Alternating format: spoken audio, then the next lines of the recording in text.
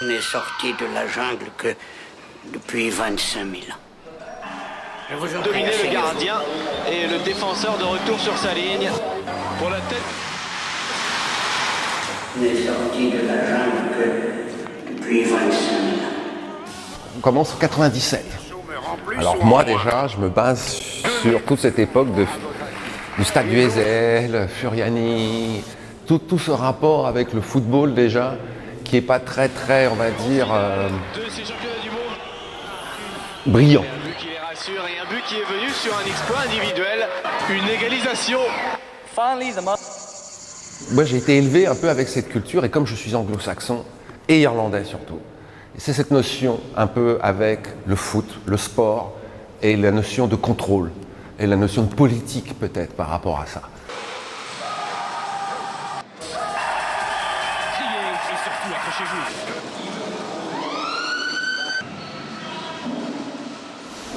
Et donc, ce terme hooliganisme, tout le monde connaissait. On était déjà beaucoup dans la culture, entre guillemets, de est-ce que hooliganisme, ce sont des supporters de football, ou les hooligans, ce sont des gens très méchants. Donc en fait, tu peux appeler ça un peu tout et n'importe quoi. Le hooligan, c'est presque un terme, mais c'est un mot irlandais. Il est gaélique. Et ça veut dire mauvais en irlandais. Et que les Anglais se sont servis pour discriminer les Irlandais et les appeler les hooligans. Donc c'est en fait un mot qu'aujourd'hui les gens, s'ils ne savent pas l'origine et s'en servent, en fait, ne se servent pas du tout de la bonne manière. Parce qu'en fait, ils sont en train de critiquer les Irlandais, en fait.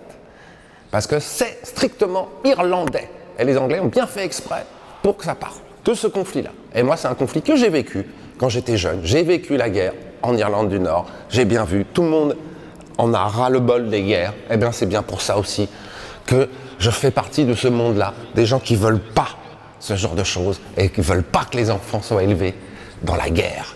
Et donc pour moi, hooligan, c'était une manière aussi de renverser toute cette histoire de la notion du peuple, du contrôle sur le peuple ou pas.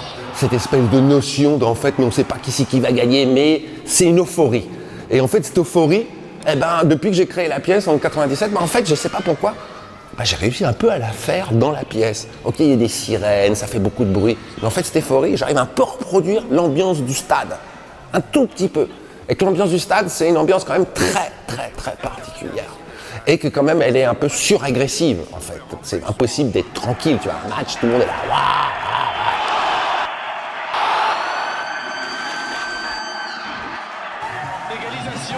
Une égalisation. Et le défenseur de retour sur sa ligne. 3-0. La vie, qu'on vit vraiment ensemble, un peu cette notion de folie.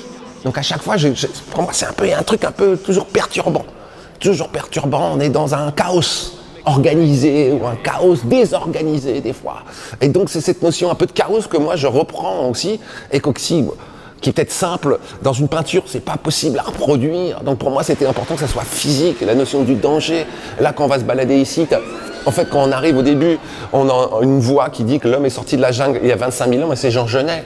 C'est qu'il parle déjà en fait comme un terme philosophique sur la question du foot.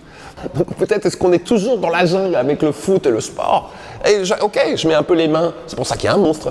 Et en fait, ce monstre est peut-être le monstre un peu de la publicité, celui qui te dit oui, vous avez gagné au foot, mais après il y a 3 millions de chômeurs en plus ou en moins, d'une espèce de choses qui montent et qui descendent, qui oscillent, et les gens vont se battre, vont vivre leur moment, mais le foot va peut-être leur faire tenir leurs problèmes aussi, de l'autre côté. Les tissus de linge sale, il y a les businessmen et il y a les sportifs, pour bien montrer qu'on met toutes les couches sociales, que tout le monde est un peu dans ce business, mais on ne sait pas trop où ça va, parce qu'on sait tous très bien que tout le monde maintenant est un peu corrompu pour l'argent et que tout le monde est prêt à faire n'importe quoi pour l'argent. Donc j'essaie de refléter aussi cet aspect dans la pièce. C'est pour ça qu'on a des billets qui sont jetés et que la pelouse devient une pelouse d'argent pour bien montrer qu'on est vraiment dans un abus de moyens, dans un délire, et que moi j'essaie de le pousser jusqu'au bout pour que simplement ça devienne presque drôle, presque burlesque. Ah tiens, encore de l'argent qu'ils jettent, encore, et pourtant ils le jettent tout le temps, et ils vont le rejeter, et simplement comme une espèce de mécanique un peu folle, et c'est nous qui mettons toute cette pièce en route en fait, c'est avec notre chaleur, on se déplace comme un système d'alarme. Pourquoi ? Parce que comme ça aussi, ça me crée une espèce de notion que ça peut être une alarme, le foot. Qu'en fait, tu peux te retrouver par erreur dans le stade. Les gens peuvent prendre ça comme une insulte, parce que déjà d'avoir des bouteilles vides, déjà c'est l'idée, déjà, ah, qu'est-ce que tu dis, qu'on ait des produits, Donc, j'essaye un peu aussi de donner un peu une lecture de nos sociétés qui n'est pas forcément très drôle. On est des supporters, on monte, on descend, on fait que ça toute la journée. Toute la journée, on fait que ça, ils font la hola. Et en plus, moi, je savais pas que la hola, elle est mexicaine.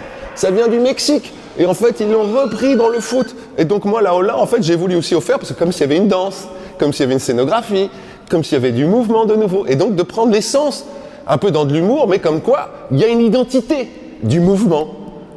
Même si on ne va pas le croire, mais il y a à chaque fois, ok, il y a le mouvement du foot, mais il y a le mouvement de la masse.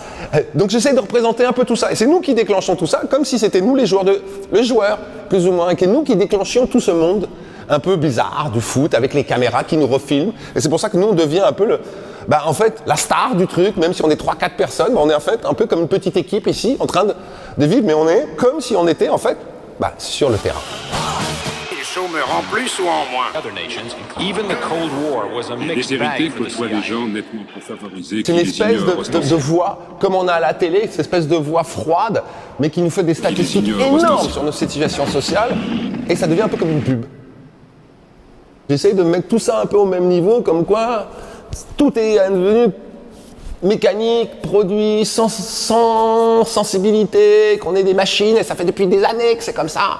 Et donc moi je remets tout ça un peu sur le plat, comme quoi, tac, il y a toujours un côté très froid de notre société.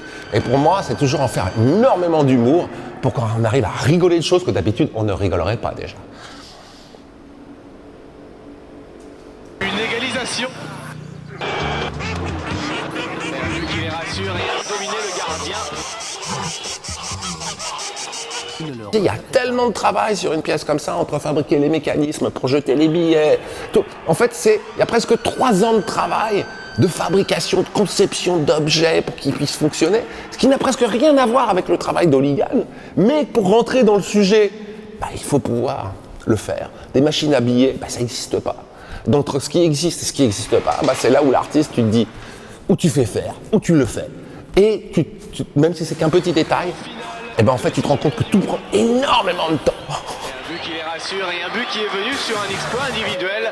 Une égalisation. Finally, we're back for the World Sport headlines. Championships in Athens. Made for business.